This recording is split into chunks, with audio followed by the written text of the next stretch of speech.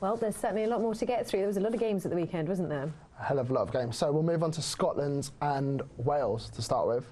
And that was a very, very exciting game from what I hear. I saw the highlights of it. As I said, I was at the England game, England women's game. How'd it go? We'll start in the middle. I thought that was a great watch. I sort of turned it on after 20 minutes on a Sunday, just thinking, oh, I'll watch a bit of rugby. And it really pulled me in. I wanted the Scots to win just because they were the underdogs. They were unlucky in the end, right? They were. No, I'd say they were. They were unlucky because of the ref, but Vernon Cotter was very honest in saying, look, we had enough try-scoring opportunities to score the tries and win that game regardless of what the ref did, and it was nice to see a coach just being honest, because so often you just see excuses. I think there are a lot of positives to come out from Scotland. You know, they are playing well. They've got people like Blair Cowan, who have come in, the number 7. He's playing very well. Russell 10 looks. Yeah, Russell was playing very well. Of course, Stuart Hogg had a very, very good game. Is he the best 15? No, Rob Carney. Come on, man. I don't know. Lee Halfpenny with his kicking boots. So you had Lee Halfpenny obviously up against him. I think if you're looking at the Scotland game, there was a great opportunity that Scotland missed in the first half where they broke the line and there was a pass to the outside. Knocked on. You catch that ball. In any other Test team, you're looking at the Englands, France. Across the game, it was 2 or 3 overlaps that they missed. Yeah. You catch those balls and you score the try. That's what makes that's what separates a team like that from an excellent team like England. And the other thing they were picking up on the BBC coverage, which I totally agreed with, it happened with Hogg, it happened with a couple of others. They'd make a line break, and again, most of the top nations, you've got a guy to your left, a guy to your right, and you can have a look, and one of them are free. You pass the ball, you score the try, and someone would break the line, and there wouldn't be any support, and then the clearing out would form, and Wales would get 2 over the ball quicker, turn it over, penalty, chance missed. It seemed like there was too much rugby in their own half. I think at the minute they are sometimes maybe trying to play in the wrong areas. Yeah, a little bit. But I think, you know, what we're saying, they are getting the ball there and they are creating chances, just finishing off. I mean, when you watch it, it's so frustrating to watch. They are so nearly there. And also you say regarding Finn Russell played well, but also when you look at some of his kicks for territory, he was kicking it straight down the throat of Dan Biggar. Oh yeah, but some of the kicks for touch were really poor. I mean, in open play, that's good. It was a creative threat. But yeah, it comes back to sort of what we were saying with Italy, where you've still got to do the nuts and bolts of the 10. Particularly when you're trying to catch nations who are developing, you know, who are above you as such.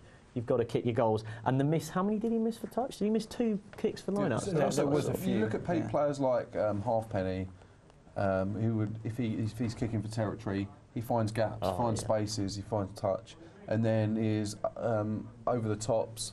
He's chasing them down and he's catching them. Yeah. Whereas you don't see Scotland doing that. Yeah. Would you say Finn Russell? You know, we saw him get yellow carded. Do you think he should have been sent off? I mean, what's your verdict on that? It's hard because as soon as I think it was Biggar goes up, he can't pull out. He can't pull out. He tries the best he can when turning his back. He catches the guy in the air, and I think by the letter of the law, it has to be a yellow card. I think yellow was fine. It shouldn't have been a red card. I guess if the guy goes up as well, they're just going to clash in the air, and I think it's I agree with what they said on the Beeb, which is you're an international rugby player. You know the law. You know what it is. You've got time to see Halfpenny go up. Like letter of the law, it's got to be yellow whether you like it or not. I mean, you're on the ref side at this point, aren't you? People forget the referees have an assessor at every game. If the referee didn't give a yellow there because he was like, "Oh, it's all right, mate, you didn't mean it," he would get a massive sanction in his report. He'd get castigated. Maybe not so much publicly, but definitely privately within the assessment process. Well, shouldn't he for when he? I'm not saying I agree with it, Dan. I'm just explaining to you the nuts and bolts of how it works. Like the ref had. We were talking about this earlier. He didn't have exactly the best game in terms of decisions. No, he didn't. No, Reece Webb, they could have been. I agree. I totally agree with you on that one. Takes him out there. There could have been a penalty try. I agree with you on that. The sidestep takes him around the net. Oh no, I'm not defending the ref across his entire performance, but I'm defending him on that specific yellow card. The Webb one was, I don't know how he got away with that. See, that's hard to then sort of look at a referee's point of view when you've got 2 fairly similar scenarios that you're making different decisions on.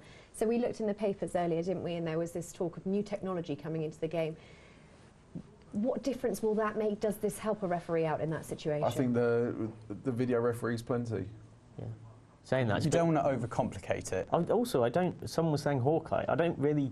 I'm that's sure. what I was I'm thinking sure that's someone can gonna make be me it. look like an idiot here, but I'm struggling to see quite where Hawkeye fits. I get it with the cricket. It's an LBW. Is it out? Is it not out? I get it Tennis, in the tennis. is it on the in line? or out? I'm not actually quite sure where it. Maybe it's something they're putting in the ball to see whether it's gone I over don't the know, but line. I think the ref should still be able to make his own call. I think that is important. And it Because keeps the pace of the game. Exactly, if you rely on yeah. technology too much, it's slowing down a game even further. yeah, At the same point in time, what's the point in having the technology if, like with the last 4 seconds of that game, I mean, he was Oh, it's a struggling to mess. hear, wasn't he? We were talking about this. He was clearly saying. But he was doesn't. struggling to No, hear. but Kiri, that's not an excuse because he can take he should take as long as he wants because that's such an important moment in the game. He should wait until he can hear.